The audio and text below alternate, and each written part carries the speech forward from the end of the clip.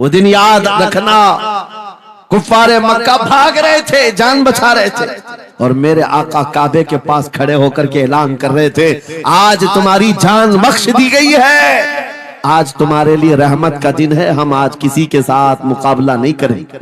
हुजूर अपनी रहमत के खैरात बांट रहे। फिर अब सुनो, 10,000 सहाबा के साथ जब मक्का मुकर्रमा में मेरे आका दाखिल हुए, अब खाने काबा खोलने की बात थी। चाबी किसके पास है? उस्मान बिन शैबा के पास। बुलाया रसूलुल्लाह ने, कहा है उस्मान बिन शैबा? आए, सर झुकाए हुए आए, ईमान लाए हुए नहीं थे। कहा लाओ चाबी। चाबी दे दिया हुजूर के हाथ में। कहा है उस्मान, क्या मैंने ये बात नहीं कही थी, एक दिन ये चाबी मेरे हाथ में आएगी। वो सर नहीं उठा सके, सर झुकाए खड़े रहे। मेरे आका ने अपने हाथों से चाबी खोला, खाने काबा का दरवाजा खोला, और वहां से सारे शिर्क व कुफ्र की आलाइशों को पाक किया। फिर उसके बाद चाबी बंद करके, अब सुनो, मेरे आका बाहर आए और फरमाया, आज मैं ये चाबी ऐसे आदमी के हाथ में दूंगा जिससे कयामत तक कोई छीन नहीं सकेगा। कितना बड़ा फरमान है मेरे आका का। हुजूर ने जब ये फरमाया तो जो बड़े बड़े सहाबा थे उनके दिलों में ख्वाहिश थी, काश चाबी हमें मिल जाए, हमारे खानदान में चलती रहे। वहां सिद्दीक अकबर भी हैं, फारूक आजम भी हैं, उस्मान इब्न अफ्फान भी हैं, हैदर कर्रार भी हैं, रिदवानुल्लाहि अलैहि मजमाइन। सब सहाबा के दिल में ख्वाहिश थी ये चाबी हमें मिल जाए।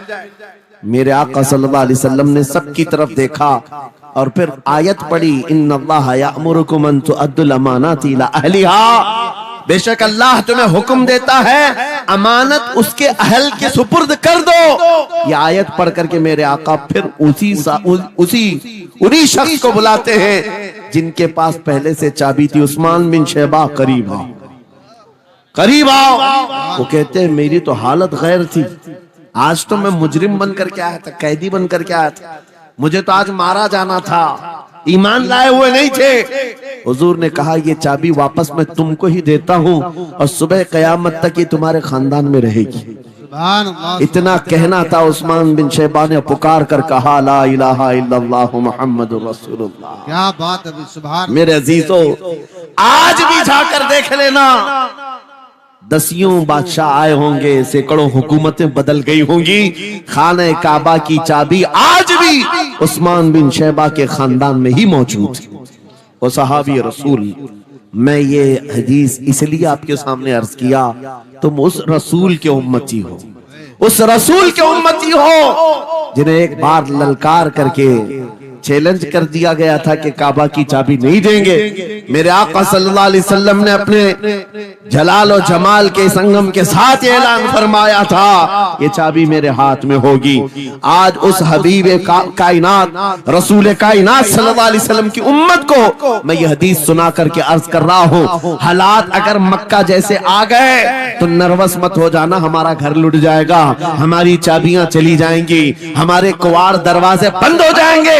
उस नबी को याद करना, आका आपका उम्मती अगर बेघर किया जा रहा है, आपकी तरफ से मदद आ जाए और आएगी, मेरा यकीन है मदीने से आवाज आएगी है कि हम छोटी छोटी तकलीफों से बिलबिला उठते हैं और हम सब्र की तरफ नहीं देखते। हमें हालात आज हिला दिए जाएंगे, झिझोड़ दिए जाएंगे। कुरान पाक में रब ताला फरमाता है, अम हसिबतुम अन तदखुलुल जन्नह वलम्मा यातिकुम मसलुल लज़ीना खलौ मिन क़ब्लिकुम मस्सतहुमुल बअसाउ वद्दर्राउ वज़ुलज़िलू हत्ता यक़ूलर रसूलु वल्लज़ीना आमनू मअहु मता नस्रुल्लाह अला इन्न नस्रल्लाहि क़रीब। मेरा रब फरमाता है, क्या तुम ये सोच कर बैठे हो कि ऐसी ही जन्नत में दाखिल हो जाओगे और पहले वालों को जिस तरह तकलीफें आई तुम्हें नहीं आएंगी?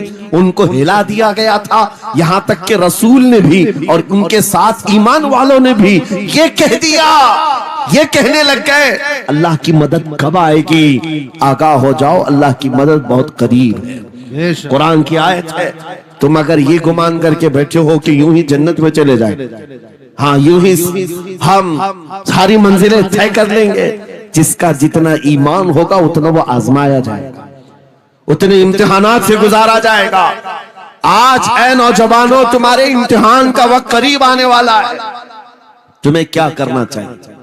क्या करना चाहिए? इम्तिहान देने के लिए तैयार रहना चाहिए, वरना हवाओं की कीड़े मत बनना। आज हवा उनकी चल रही है तो उनकी जय जय करेंगे, कल इनकी चल रही है इनकी जय जय करेंगे। ईमान वालों की ये मेयार नहीं है। जो ईमान वाला है वो हर आंधी में डटा रहता है, जमा रहता है। खालिद बिन वलीद को याद करो, एक लश्कर लेकर के वो एक इलाके में गए थे। तवज्जो है नौजवानों, हाँ मैं देख रहा हूं बहुत सारे खड़े हुए हैं और बैठे हुए भी हैं। जो जैसा है वहीं जमा रहेगा, क्योंकि ये महफिल रसूल है, महफिल रसूल है। जाहिर सी बात है, खड़े होने वाले वो भी उतना सवाब हासिल करेंगे, बैठे हुए भी। लेकिन कुरान कहता है ला यस्तविल काइदून, यानी बैठे हुए लोग खड़े हुए लोगों के बराबर नहीं होते। खैर, बात यह है कि आप अपना जहन इस तरफ रखें। खालिद बिन वलीद, उस अजीम मुजाहिद की बात कर रहा हूं रदी अल्लाह तआला अन्हु। एक लश्कर लेकर, नौजवानों का लश्कर था, एक ईसाई किले का मुहासरा कर लिया। और किले का मुहासरा करने के बाद अंदर सख्त लोग थे, मुकाबला कर रहे थे, लेकिन किला फतह नहीं। अब अंदर वालों ने यह मशवरा कर लिया, जो बड़ा राहिब था, पादरी था, कहा ये खालिद बिन वलीद है, इससे लड़ना आसान नहीं है। ये जहां जाता है फतह के झंडे गाड़ कर आता है। उसने जो गुरु घंटाल था सबको जमा किया और कहा मैं एक तरीका ढूंढा हूं, इसके जरिए से इनके ऊपर हम कामयाबी हासिल कर लेंगे। सबने कहा हम इत्तेफाक करते हैं। कहा क्या तरीका है? गुरु ने कहा, पादरी ने कहा, ये बैठाए ये सब चीजें महफिल रसूल के आदाब नहीं। जो लोग बैठा रहे हैं, मैं कह रहा हूं जो जहां है, जिस हालत में है, खड़े रहेंगे इंशाअल्लाह। आप अमों के लिए इनके जज्बात हैं तो रसूल के लिए जज्बात और हैं। अल्हम्दुलिल्लाह वो इश्क अभी सलामत है, इसीलिए तो हम घूम रहे हैं। अगर मरे होते तो मुर्दों को कौन खिताब करता? जिंदगी अभी बाकी है और हमें उम्मीद भी बाकी है, उम्मीद बाकी है। खुराफात आ गई है, मुझे पता है, गलत काम बहुत आ गए हमारे मोहल्ले में। मुझे सुबह से बताया गया बहुत सारे, ये एक मोहल्ले का अलमिया नहीं है। हम जहां जा रहे हैं, शहरों के शहर नशे में तबाह हैं, बर्बाद हैं, लेकिन साथ में मुझे इस बात का यकीन है हुजूर की ये उम्मत गुनहगार तो हो गई है लेकिन गद्दार नहीं है। क्या बात है, हुजूर की गद्दार नहीं है। आज भी अगर इनसे कह दो, चाहे वो किसी भी तरह का अमल रखता हो, हुजूर की इज्जत की बात आई तो अपनी गर्दन लेकर हाजिर होने को तैयार। सुभान अल्लाह है या नहीं मेरी इस बात पर? सुनो, खालिद बिन वलीद जब किले का मुहासरा कर चुके हैं, ईसाई पादरी ने अपने सारे साथियों से कहा हम इनको 3 दिन का टाइम देते हैं कि हम इनको सुलह करने की बात करेंगे, लेकिन मेरी एक शर्त होगी। या अपने नौजवान साथियों को लेकर बाजार से गुजरते हुए आ जाए, अगर सही सलामत इनके सारे फौजी आ गए, हम किले की चाबियां दे देंगे। सारे ईसाइयों ने पूछा क्या करना, क्या चाहते हो? उस पादरी ने कहा मुल्क की मशहूर खूबसूरत लड़कियों को और जरो जवाहरात को मैं रास्ते पर बिछा दूंगा, नंगी लड़कियों को खड़ा कर रखूंगा।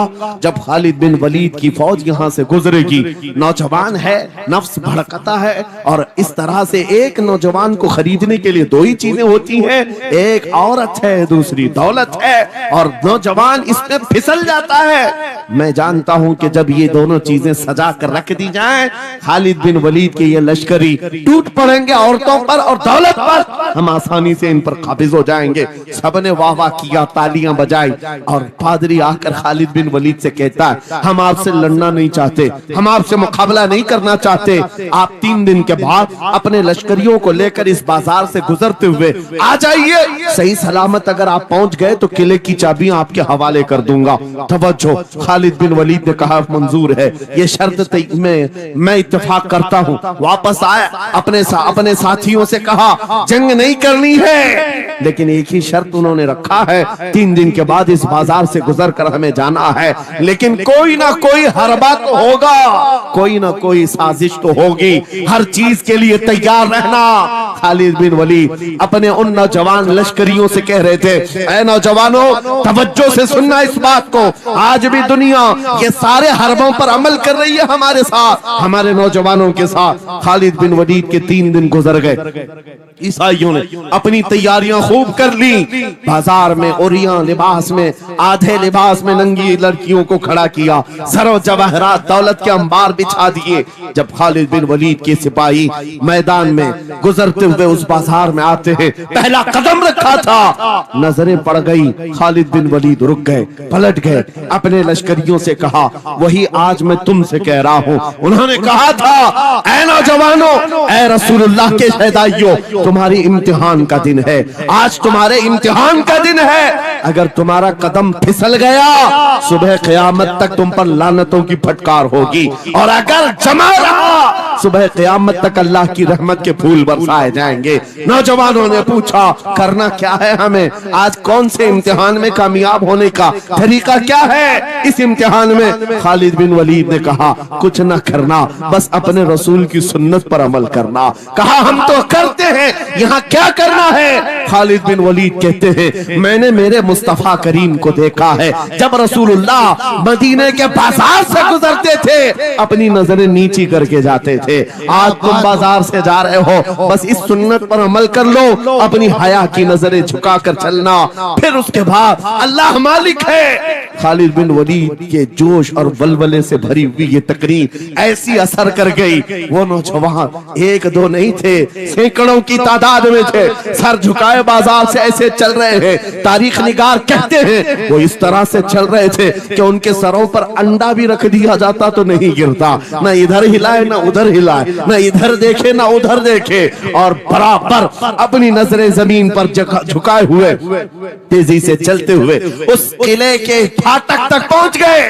वहां वो पादरी साहब इंतजार में थे, भटक गए होंगे, औरतों से भिड़ गए होंगे, दौलत जमा कर रहे होंगे, मगर ये दीवाने ठुकराते हुए हर दौलत और उरियानियत को उस किले के फाटक तक पहुंच गए। पादरी सामने आया, किले की चाबियां वादे के मुताबिक खालिद बिन वलीद की गोद में डाल दिया और कहा एक बात बताओ ऐ खालिद, एक बात तो बताओ, ये जो तुमने जमात, ये जो तुमने लश्कर जमा किया है सिपाहियों का, ये इंसान है या फरिश्ते हैं? इनके दिल है या नहीं? इनकी ख्वाहिशात है या नहीं? इनके जिस्मों में नफ्स है या नहीं? हमने मुल्क की सबसे खूबसूरत तरीन औरतों को खड़ा कर दिया था, दौलत को बिछा दिया था, इनमें से एक भी उसकी तरफ तवज्जो नहीं किया।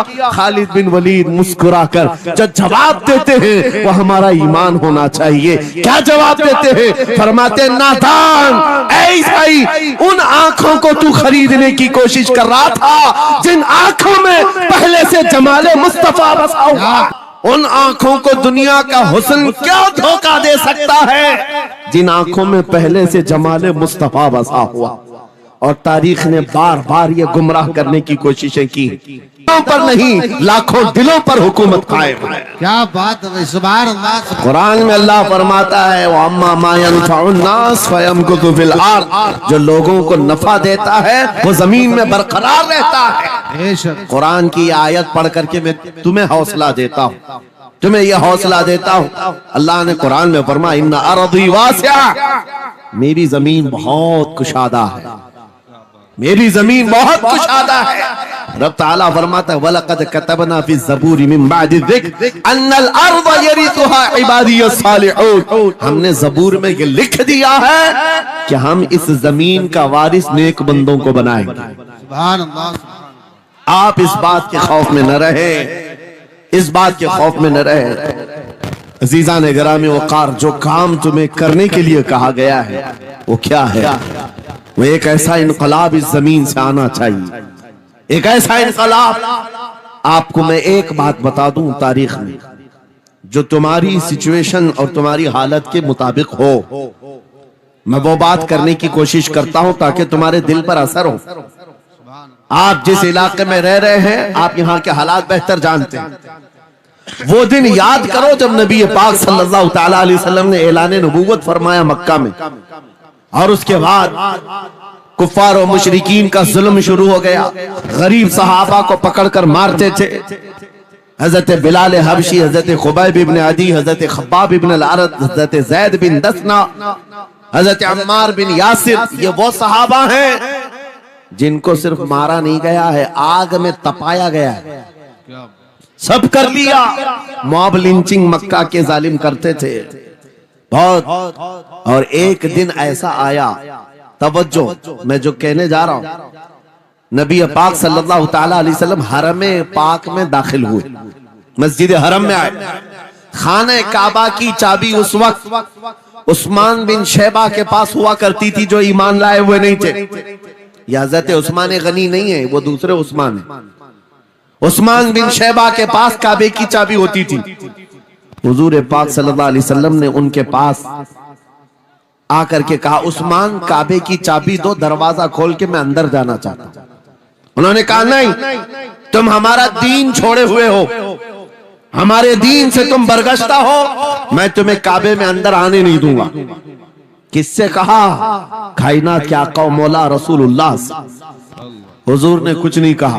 तवज्जो, मेरे आका ने फरमाया, उस्मान याद रखना, एक दिन ये चाबी मेरे पास होगी और ये चाबी मैं जिसको चाहूंगा दूंगा और कयामत तक उससे कोई चाबी छीन नहीं सकेगा। सुभान अल्लाह, सुभान अल्लाह। इतनी बड़ी बात, जबकि मक्का के हालात बहुत अलग थे।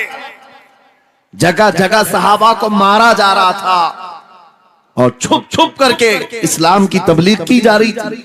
उस जमाने में मेरे आका फरमाते हैं, उस्मान ये चाबी एक दिन मेरे हाथ में होगी काबे की, मैं जिसे चाहूंगा अता करूंगा और फिर कयामत तक उससे कोई चाबी नहीं छीन सकेगा। यह हदीस पाक में मौजूद है। उस्मान बिन शैबा कहते हैं, पहले तो मुझे हंसी आई, क्योंकि ये खाने काबा की चाबी की जिम्मेदारी आम नहीं होती, खानदानी है, बरसों से चली हुई विरासत के साथ आती है। और ये इस तरह से मुझे कह रहे हैं कि चाबी इनके पास चली जाएगी। और फिर उस्मान बिन शैबा कहते हैं, इनके हालात देख करके तो लग नहीं रहा था कि चाबी जाएगी, लेकिन जलाल जिस अंदाज में गुफ्तगू हो रही थी, ये देखकर डर भी लग रहा था कि कहीं ये सचमुच चाबी ले तो नहीं लेंगे। फिर उस्मान बिन शैबा कहते हैं, वो हालात भी आ गए कि जब रसूलुल्लाह हिजरत करके चले गए मक्का से, सहाबा भी घर बार छोड़कर चले गए। उस्मान बिन शैबा कहते हैं, अब तो दिल मेरा चौड़ा हो गया, कहां मुझसे चाबी लेने की बात कर रहे थे, कहां इनका घर भी नहीं बचा, घर भी छोड़कर जाना पड़ा। अगर कल तुम्हारा घर छोड़कर जाना पड़े तो मेरी ये बात याद रखना, इस हदीस को याद रखना। हुजूर पाक हिजरत करके चले गए, सहाबा भी अपने घर बार सब छोड़कर मदीने चले गए। उस्मान बिन शैबा कहते हैं, अब तो मेरा सीना चौड़ा था, कहां ये चाबी की बात करते थे, कहां अपना घर भी नहीं रख सके। साल गुजर गया, 2 साल गुजर गए, 3 साल गुजर गए, 4 साल गुजर गए, 5 साल गुजर गए, 6 साल गुजर गए। हिजरत के बाद फिर वो दिन आ गया जब नबी पाक सल्लल्लाहु अलैहि वसल्लम 10,000 सहाबा के साथ 20 रमजानुल मुबारका को मक्का में फातह मक्का बनकर दाखिल हो रहे हैं। सुभान अल्लाह, सुभान अल्लाह। 6 साल के बाद वापस ही है, जब हुजूर तशरीफ लाए। मक्का की गलियों में अब मुकाबला करने की किसी की हिम्मत नहीं थी, ताकत नहीं थी। हुजूर पाक जैसी हरम मक्का में दाखिल होते हैं, सारे इधर उधर छुप करके भाग रहे थे जिन्होंने जुल्म किया था अपने दौर में। कोई इसके घर भाग रहा है, कोई उसके घर भाग रहा है। वो दिन आएगा, याद रखो।